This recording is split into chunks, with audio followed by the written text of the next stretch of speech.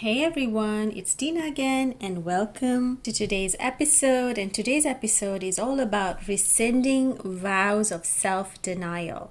And this is a very special episode because I've come across hundreds of women who have taken this vow or an oath or an agreement that they would rather suffer, they would rather self-sacrifice than receive the abundance. And this is an important vow to rescind because this way you're going to be able to open yourself to more abundance, more manifestations, more magic, more miracles, more love, whatever it is that you're denying yourself of, you'll be able to receive more of that.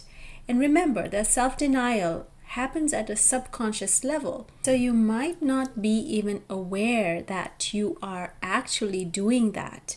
And because it's so deeply rooted, you might think it's just normal to self-deny yourself of all the things that you desire for yourself. Let's talk more about the vow of self-denial.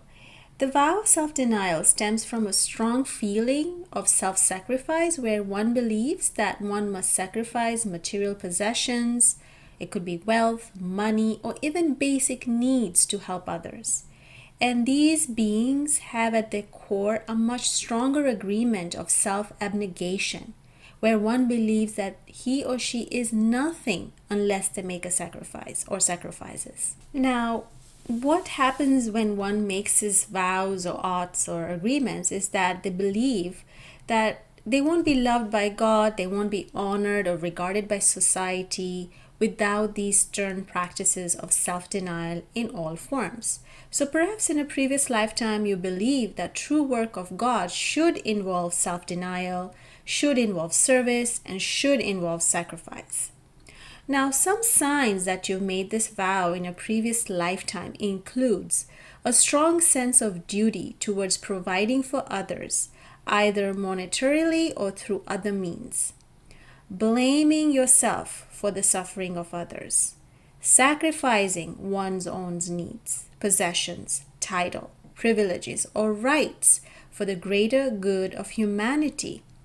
It also includes self-inflicted sufferings and an attitude of extreme servitude. Some other signs are holding back happiness and pleasurable experiences from oneself. Other common signs that I've seen as a pattern are that you feel like you need to sacrifice something of value from self to achieve something in return. Material possessions also make you feel extremely anxious. You may have very limited material possessions. You are always giving but never seem to be able to receive. The other sign is that you're a people pleaser and can't seem to say no. You seem to carry the weight of other people's burdens on your own shoulders. You're also overcompensating for other people's lack. You love to be in control and you feel that no one can do it better than you. And this comes from this attitude of serving, but not an attitude of ego. Because you're always serving, you feel like you're in control when you serve others. Having a lot of something is a waste of resources for you. The last sign is that you live with less so others can enjoy more. And if any of these signs have resonated with you, I want you to write it down in a piece of paper because the next exercise requires that you write these down so we can transmute this vow and rescind this vow of self-denial.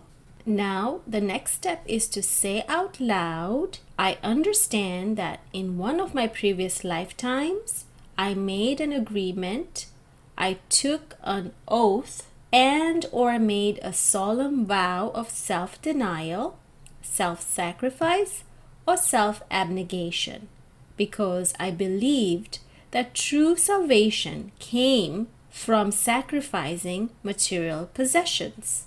However, I forgot to realize that I'm a child of the universe who is loved and regarded and deserves the adoration that my soul desired. Today, I sever, delete, and rescind this vow, this agreement and oath from my auric field, from my beingness, from my DNA at a cellular level, and from my solar plexus chakra. I ask that all effects of these vows, agreement, and or oath be undone in all direction of time for everyone involved.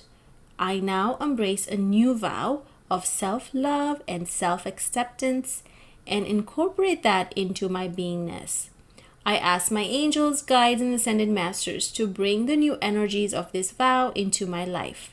I embrace the needed learnings and the wondrous changes that this new vow will bring into my life. So be it. It is done. Once you say this out loud or you listen to me saying this, you want to then safely burn that piece of paper with all the signs that resonated with you. You safely burn it and discard the ashes in running water or outside in your garden. This way you have made yourself a different vow now of self-acceptance and self-love. And when you energetically commit to that with intention and transmute it, you'll be able to then attract all these energies to support your new vow of self-love and self-acceptance. I hope you enjoyed today's episode, and if you have any comments or any feedback, any questions regarding this episode, please send them to me. My Instagram handle is @Dina Visram, or you can even send it to me on my personal Facebook page. Until next time, much love and light. Thank you so much.